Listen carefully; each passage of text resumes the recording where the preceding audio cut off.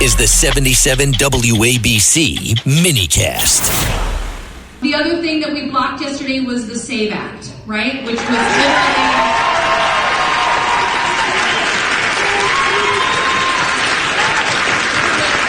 literally allow this administration to rig our democracy so that it would be hard for any Democrat in any state to win any election. Machines and integrity. Can you give us sort of a sneak peek about what to expect and tell? Well, I'd rather save it. It will concern that subject, and we'll have a couple of other things to say also. But I'd rather save it. But it's really big news. It's really, really big news, and our country has to shape up. But that's what we're going to be talking about Thursday. Is it doesn't get bigger, because without free and fair elections, you don't have a country. We'll be discussing other things too, but it's going to be a very big announcement. Yeah? Everybody's waiting, and it could be a blockbuster depending on what it is. My friends, welcome to the Tuesday edition of Bo Snerdley's Rush Hour, fastest hour in American media. I am James Golden, a.k.a. Bo Snerdley. It's going to be about the elections. We know that much. Now, there have been all kinds of things speculated, including intelligence briefings that show that something, and I don't want to get ahead of my skis here suggesting what it is, so we'll wait till Thursday. But I do guarantee this, no matter what it is, mainstream media Democrats are already writing their fact checks. Yeah, you look at me, they're already writing it. They're already writing how whatever he says, they've already figured out how to write the fact checks that he's wrong. And they'll have it printed within moments after he gets through speaking. And it doesn't matter. There's so much disinformation out here, especially from the mainstream media. Welcome, my friends, as I said, freshest hour in American media. A lot happening not only on the political scene, but also on the cultural scene. I want to start with cut 16. Carlos, please. Let's just play it because it's self-explanatory. So, a word from New York City's Mayor Zohran Mamdani after a string of attacks on multiple churches. Silence is deafening from a socialist who never seems to hesitate to lecture New Yorkers about justice and intolerance. A man is federally charged with allegedly firebombing 2 houses of worship in Queens, and investigators have not ruled out arson in the fire that destroyed a 170-year-old Brooklyn church. That is such a heartbreak. They're still examining the evidence of possible foul play. But when churches are attacked or burned, City Hall should never go quiet. Condemning hate shouldn't be a question of politics, but this is what happens when progressive politics treat faith as an afterthought and religious institutions as something less worthy of public concern. Here to weigh in is Bruce Blake. Brown made a post on X, which I saw. We've talked about Latina Brown before. Hey, Latina. And this is about that church that it was in New York City. Folks, and let's just listen to that. That's cut 15. Let's listen to a few moments of that, please. The FDNY announcing this blaze that consumed the South Bushwick Reformed Church is being investigated as arson. We have no known enemies. Church pastor James E. Stewart says up until the fire, the congregation met weekly, a community staple. The church also acted as an event space and a food pantry. Wow. He adds he has no clue who would do something like this. Now we understand that it is intentional, and so that, of course, brings another layer of grief.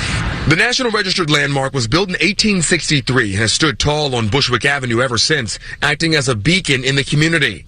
Archival photos show a church that watched the neighborhood grow around it. But that beacon became a target in late June, and the South Bushwick community is left heartbroken. I think it's messed up because it's been here forever. My aunt got married in this church. That's incredibly upsetting. I mean, if it was arson, that would be really just shocking and upsetting because, like Lee said, it's a historical landmark, and it means a lot to people. While the goal is to rebuild. You have in New York City, in Zohran Mamdani's New York City, we've had multiple church burnings now. Firebombing of churches in Queens and its sister borough, Brooklyn, New York, for those of you unfamiliar with the way the New York five boroughs run Brooklyn and Queens, two separate boroughs connected to Long Island, which is the whole peninsula. That is, it's what is happening in New York should raise attention. These are intentional acts. I guarantee you that if they were not churches that served, I guarantee you, if there were other houses of worship from other faiths, there would perhaps be a lot of intensity surrounding who and what is doing these acts. If, for instance, there was an attack going on in New York on the city's mosque, and you had multiple mosques being burned and firebombed, it would be national news.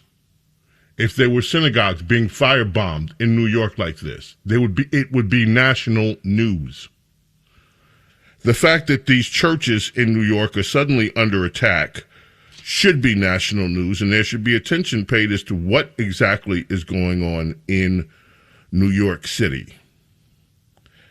Also in New York City, by the way, no audio for this.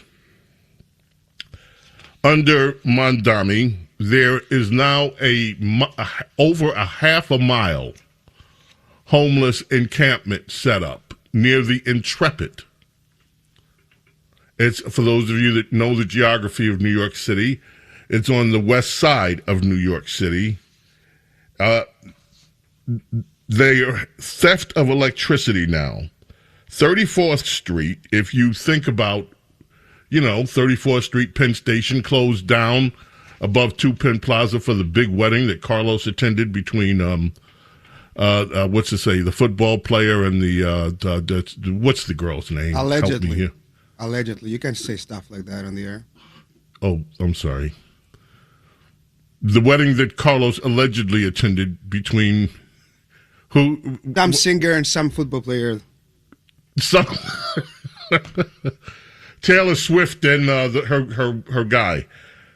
So if you think about that, that's on 6th Avenue. Yes, it is.